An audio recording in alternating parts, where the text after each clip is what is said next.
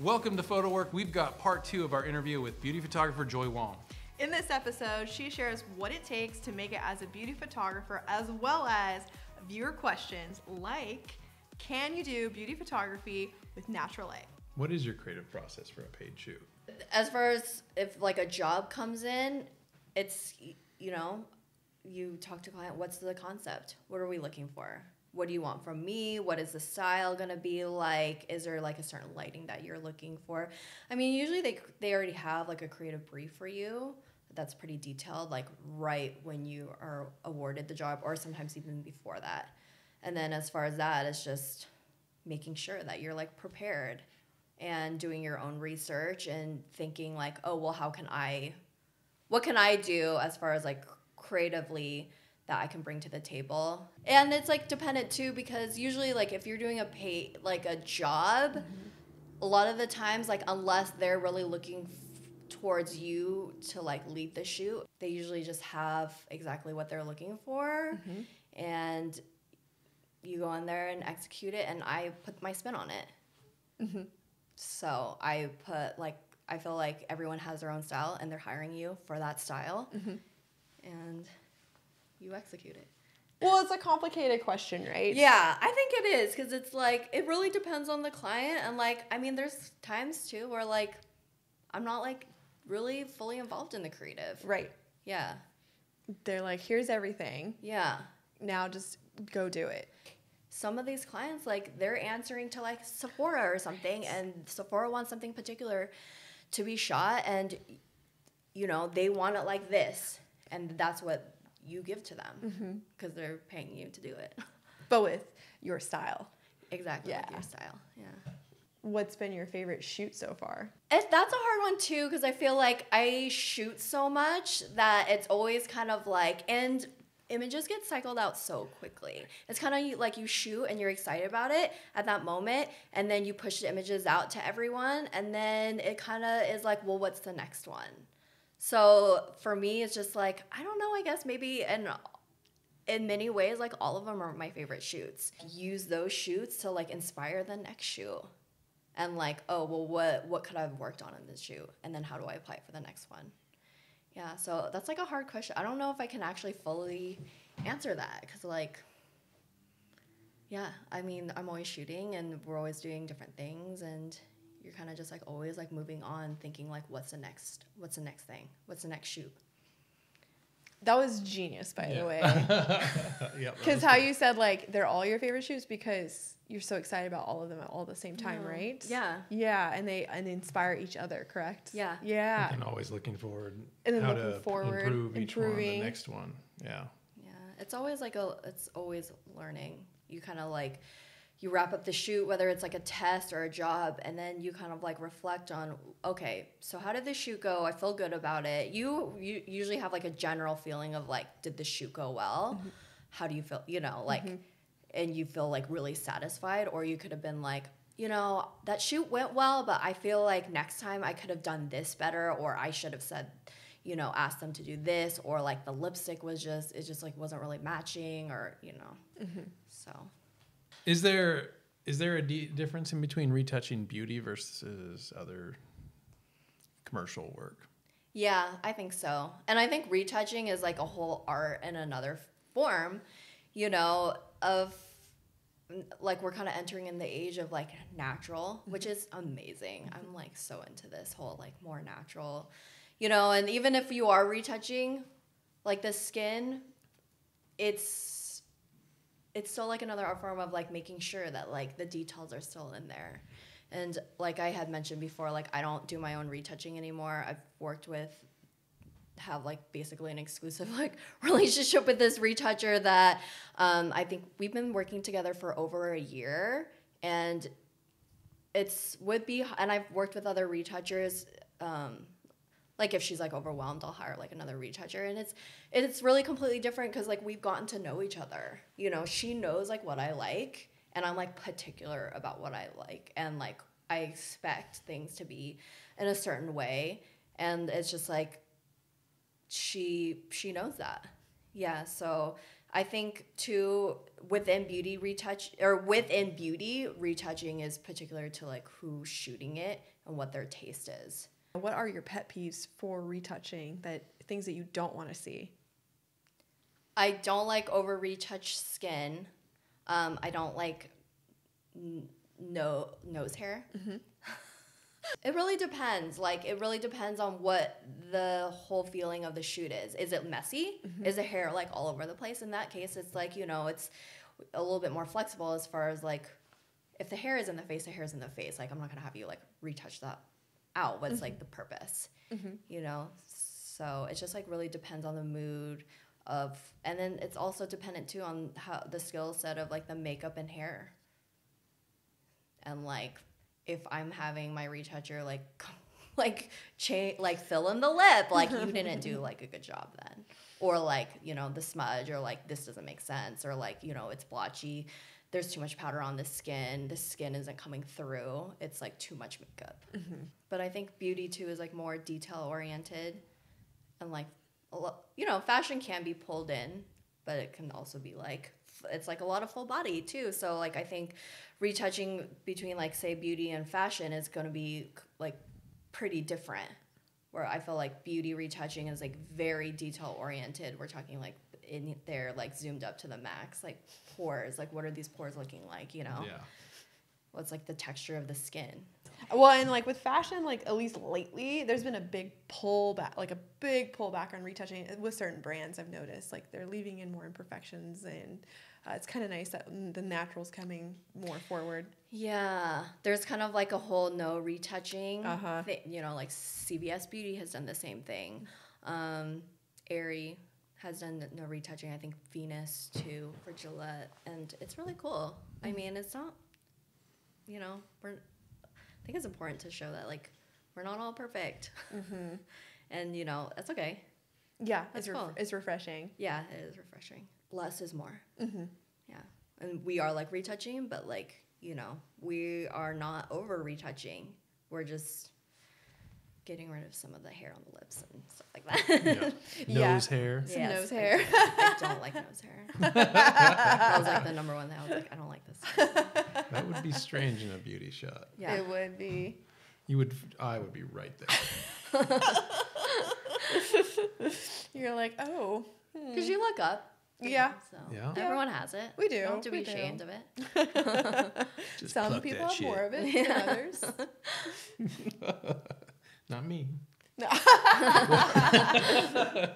You're hilarious. What does it take to be a beauty photographer? To be a beauty photographer, I really think it's like knowing the details. Like beauty is like, it's so detailed, and being particular and having an opinion, having good taste, knowing the trends. I mean, I think a lot of people think it's easy. I don't think so. I think it's like a lot of being like OCD about like, you know, looking at all the details, zooming up, you know, like being in the model's face, being like, is your lipstick, like, is it filled in? Like, what are we doing? What's this looking like? How's the skin look? You know, and just like being a photographer or a lot of other fields too is just like being able to fail and to keep going and being able to try new things too. You know, like I love the beauty photographers that do like the messy like really well and like the ugly really well, because it's still beauty. But like, you know, like I love Ben Hassett, how he does like you know, like crazy eyeliner brows or like just like crazy colors, but it like works, you know. So being able to experiment, because there is a lot. I think people think that like there's not that much room to play in beauty, but that's not true. Yeah, so there's a lot of room to play and experiment and do different things, and it's gonna be fun. Yeah. And tenacity. Yes. Keep going, pushing through. Yes. Detail-oriented. Details. Tenacious. Mm-hmm. Experimentation. Experimenting, yes. Yeah. Mm-hmm. And always be shooting. Always be shooting. That's like, if you're just like a photographer in general, you should always be shooting. What's the best way a beauty photographer can elevate their work? Elevate their work? I mean, just like, feel like I've said this a million times, like shooting a lot and doing batch shoots too, and then figuring out like what works for you, what you can bring on from the like a previous shoot that didn't work and make it work this time. Working with different teams too, because like I had mentioned before, like some makeup artists are good, can be well-rounded, but then like they kind of have the specialty of like doing this certain thing and like in an interesting way. So like switching up your team, like the models too, like do you want to do like a weird shoot, like pick like a different kind of model, someone who's like interesting with like, I love ears, like bigger ears that stick out, like, you know. So I mean, just always kind of experimenting, shooting a lot, researching a lot, taking breaks when you need to too, and not overwhelming yourself with doing too much or like doing the same of like the same exact thing. Like if you've already done that shoot, like don't keep doing the same thing. Like shoot with intention, I think is a big one. I wanted to also ask about burnout though. Like what do you do for yourself if you've ever gotten burnt out on shooting too much or whatever it is? Do you have some tips there? Yes, I'm like big on like if you're burning out. And I think a lot of people always say like shoot through the burnout, but I just think it's like I treat photography like we're in a relationship. So for me it's like if I'm burning out, like if I'm like sick of it because I've just been shooting, like I mean I got married in October and I think I started getting slammed like a month before. So I was basically like planning my wedding and shooting jobs. And like, I mean, like I shot 3 jobs like the week after my wedding and I was just like so overwhelmed and I was just like, couldn't come up for air. And then, I mean, I was like busy up until right before Christmas and I was burnt out. Like I was just so overwhelmed. Like, and my whole thing is like, if we're in a relationship and I'm burning out from you or like I'm kind of, you know, need a break, like I take the break. And like I've always kind of have learned to do that, like, you know, to give space and to do other things and like, you know, like hang out with my friends more or like go more on hikes and like, you know, do like, I don't know, lounge on the couch and be like lazy, like I love, you know, and like just like take the time to enjoy it and then like I will always come back. I like wait to the moment where I like miss shooting and then I get excited again. Cause I feel like too, like if you're just like trying to push through like the burnout, then you're like, are you shooting with intention or are you just shooting just to shoot? So I just think it's like important to make sure that you take a break and to like, you know, kind of like cradle the relationship. Yeah. Because it's like with my husband, it's like, oh, okay, if we've like hung out like nonstop, then like I'm going to like do something else because we should take that space, you know, like I love you, but like we take the space and yeah, I take the time for me and then I come back to it and I like miss it. Like I really do. Like I always like miss it. And then I like have a clear mind and then I can jump back in with passion. Yeah. So we have some questions that we got over on Instagram. And this one is from Beyonce. No, it's from Beyonce. I wish. She's a huge fan. That'd be amazing. Beyonce, no. At Rid1 Cater wants to know what makes a great photo for you. What makes a great photo for me is, first of all, will always be like the emotion. You know, the selection process, I think, is also like an art form in itself. You know, you shoot so much, especially with like the digital age. It's like, you know, you're shooting. I try to like make sure I cap myself off, but like it's really like the emotion of instead of just seeing like, oh, what's this model look like? This is what she looks like. Like I base a good photo off of like how is she feeling? What does this feel like if someone is looking at this image? Is it like is there movement? Is there like some kind of look in her eye? You know, what about like how she's using her hands? So the emotion, also like composition too is like a big one for me, obviously, because you're not working with like a ton. Is like, does this work compositionally? Yeah. And then also like, you know, for beauty, it's like, well, how's the hair looking? How's the makeup look? You know, it's kind of like a lot of elements to look at and you just kind of have to make sure it's all there when you make the selects. And decide if it's a good photo or not. Oh yeah. You said you limit yourself. Do you limit yourself to a time limit or limit yourself as far as selects? I was curious. Or Usually count. Or shot count, yeah. Yeah, usually the shot count per look. Like I used to shoot like hundreds of images per look, and it's just like, and when you're shooting beauty too, it ends up kind of looking like a lot the same. So you kind of I always kind of like at this point now cap it off at like 200 is like the most, just because. Plus you have to save it for like the rest of the looks, and selection process is really huge and really time consuming for me anyway. Like it'll take me all day sometimes to like make selects. So you don't want to overshoot. I never want to overshoot. Are you selecting through Capture One? Yes, I love Capture One. And color grade through Capture One? Yeah, Yeah. I do. Do you have your own styles you've made? I usually just kind of depends on the shoot, but like no, I don't. Mm-hmm. I usually just do it for whatever shoot I'm doing at that time. Yeah. Question from Linker BS Photography. Can beauty photography be done with natural lighting? Yes, definitely. You can always. Natural light is beautiful. It's like definitely probably my favorite. It's just for me, it's hard.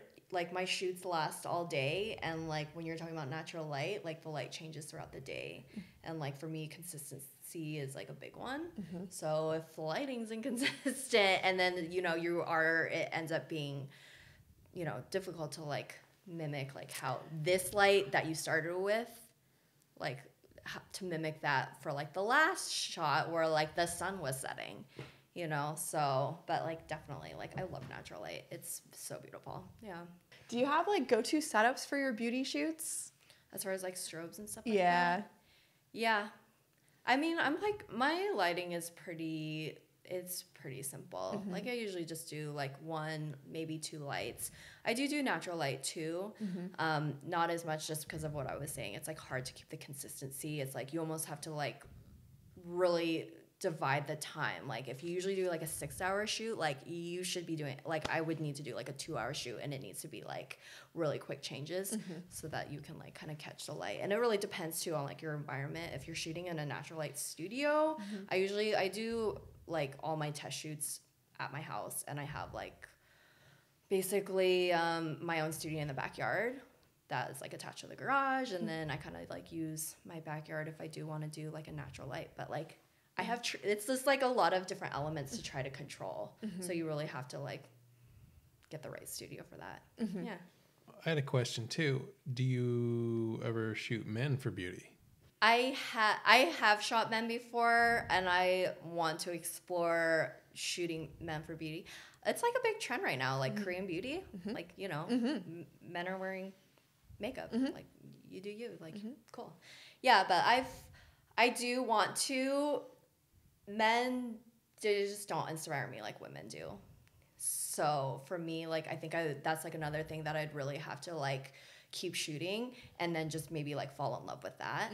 But like there's just like something about like the elegance of women that I'm just like really gets me like excited. Like like the way that a woman moves, or like the shape of the lips, or I don't know. It's just like I've always been like really inspired by like the elegance of women.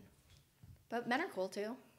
That's cool. I'm not trying to be like, No, I don't like more... men, but yeah, it's something that I want to explore. So I think going down the line, it could be really something that I end up being really excited about, and it just like really clicks. But Yeah.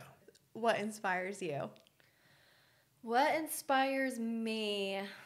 I mean, I think a lot of things, like nature, just like the way,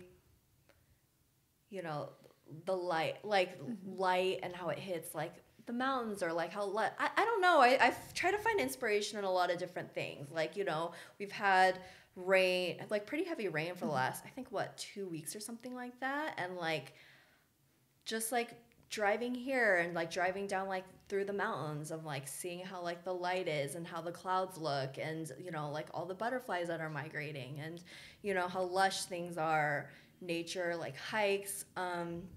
I try to find inspiration in different forms of art, like cooking is like one thing, like watching like Chef's Table, like, and seeing like the passion that people have for like creating, you know, plates of beautiful food. Or maybe it's not about like how it's plated, it's about like, you know, the story behind like why they make the food and like how they want to portray it to other people, you know. Or like I don't know, I try to find inspiration in a lot of different things, or like through my friends too, or like what are you guys up to. And like I think a lot of it is like nature, or just kind of like translating like, you know, the colors of flowers to like how I want to like shoot, or like the colors that I'm inspired by as like eyeshadow, or like you know, petals on roses, and like how I compare that to like lips of a model. So things like that. Yeah. Thank you so much Thank for being you on the for show having me. today. Thanks. Lots I of enjoyed it. amazing info. Good. I hope it was good. Lots of good No, it advice. was amazing. It was so good. Where can people find you? On my website, joywongphotography.com, on social media, Instagram, around LA, I guess. Yes. Yeah. What's your social media handle? It's joy.wong. Awesome. Yep. Thank you so much. Thank you. Yes.